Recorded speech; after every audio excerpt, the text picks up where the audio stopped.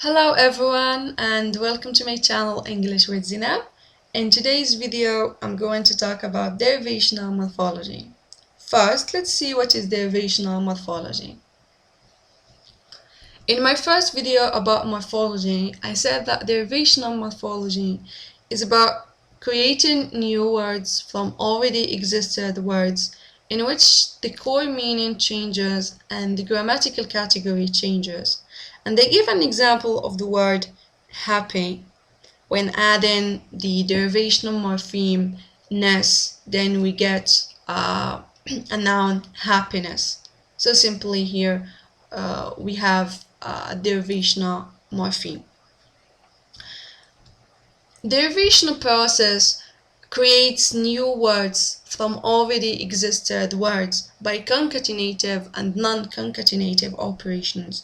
So within derivational morphology, we use two morphological operations, which are concatenative and non-concatenative operations. So what do we mean by these operations?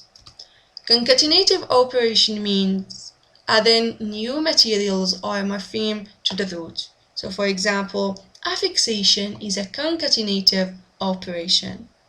So if we take this example final as an adjective, and if we add this morpheme eyes, we get finalize, the verb finalize. So here we have a derivational process, and we have the root doesn't change. So final stay as it is when adding the suffix "-ice". Whereas non-concatenative operation means changing the existing material. So it changes the base or the internal structure of the morpheme. So for example, back formation or reduplication processes are considered a non-concatenative operation. So later on we will speak about those processes, okay? And you will have a clear idea of these non-concatenative operations. So what you have to bear in mind now is that concatenative operation means adding new material without changing the root, and non-concatenative operations means we change in the internal structure of the morpheme. Now, one property of derivational morphology is that it changes the meaning and changes the part of speech or the grammatical category. So this is what we said from the beginning. Another property of derivational morphology is that it is less predictable and not productive or regular in form or meaning. So what does this mean? We have these suffixes ation, ate, and ends. We have the words communication, communicate, and communicant. So simply, all these words exist in English. If we take this example, donation, donate, donant, so we have the word donant does not exist in English. So simply, we cannot add ent to donate. Another example, meditation, meditate, militant. The same here. We cannot add the suffix ation to meditate. So the word meditation does not exist in English. So as you can see, we cannot apply the same morpheme for all roots.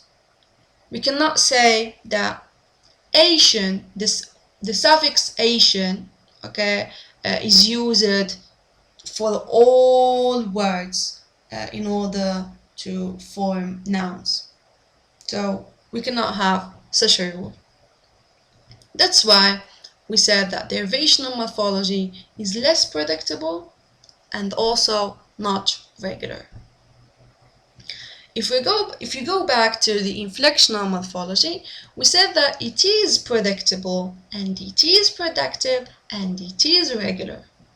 And we rely on the lexemic paradigm because within inflectional morphology we have such a rule, for example, that s, okay, is used. So the suffix s or the morpheme s is used to make the plural.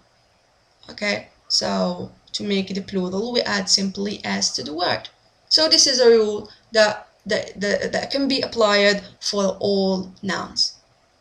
Within derivational morphology, we don't have such a rule and we don't have such a case. So notice here we have some of many verbs can be changed into nouns. So we have, for example, refuse, refusal, arrive, arrival. We have the suffix in, confuse, confusion, extend, extension. We add another suffix ation, so derive, derivation, confirm, confirmation. We add another suffix ens or ends, disturb, disturbance, refer, a reference, and another suffix ment, confine, confinement, treat, treatment. And we have another process called conversion. We will see that later. So to convert, a convert, to permit, a permit. So as you see here, we have many suffixes we can use, okay, to change verbs into nouns. So simply, we cannot, for example, have only one suffix, for example, Asian for all nouns or for all verbs, okay? So each word has its own derivation. A more appropriate way to think about derivation is as a network of related words with which may vary considerably for different roots rather than a fixed paradigm for all words of the same class. So then within derivational morphology, we rely on input and output system. So simply the input is the root and the output is the word class resulting from derivation. So first we have to change verbs into nouns. So we have to derive, we add the suffix ation, derivation. To govern, government, so meant. To know, knowledge. To remove, removal. So do you see how many suffixes we have? How many morphemes we can add to the verb in order to change it into a noun? Another example, we have adjective changed into verb. So large to enlarge, hard to harden, solid to solidify, little to be little. So the same here. We have many affixes, many morphemes to add. Another example, moving from a noun to a noun, king, kingdom, president, presidency, child, childhood, anarchy, anarchists. Another example, from noun to verbs, theory to theorize, class to classify. Another also example, adjective into noun, kind, kindness, severe, severity. So each word here has its own derivation. We cannot follow a certain rule and simply here we rely on memorization. So because it is less predictable, we have to rely on memorization.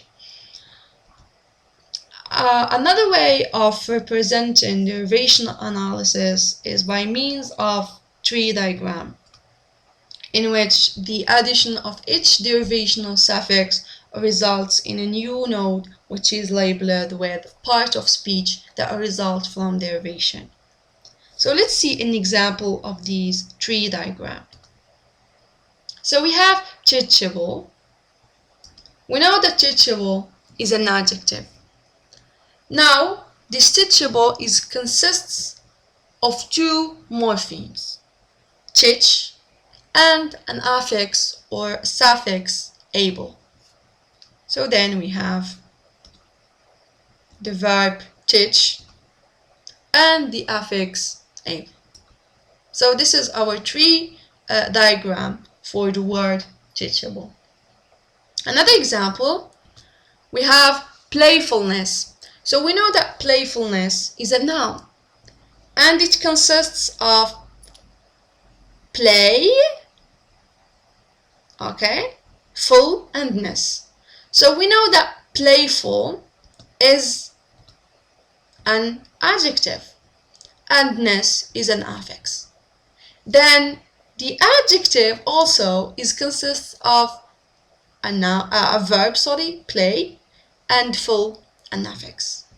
Then we have the affix ness, we have the adjective consists of verb, play, and consists of an affix, full.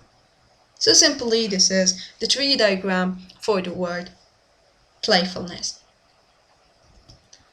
I hope you've enjoyed my video. Thank you for watching, and please, if you like my video, subscribe to my channel.